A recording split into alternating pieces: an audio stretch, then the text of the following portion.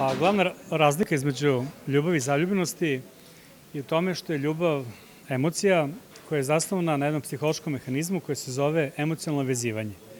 I to emocionalno vezivanje omogućuje da ljubav bude vrlo trajno osjećanje i da se na osnovu ljubavi grade veoma čvrste veze između ljudi. I ono što je tipičan primjer, to je odnos majke i deteta ili deteta prema majci. I kada gledamo evoluciju, to je upravo ono mesto kada se pojavljuje ta čvrsta vezanost između mužjaka i ženke, odnosno muškarca i žene, jer je kompleksnim bićima potrebno dugo vremena da postignu odraslost. I onda, dok su tako nemoćna, mora neko da brine o njima, a ljubav upravo to omogućuje.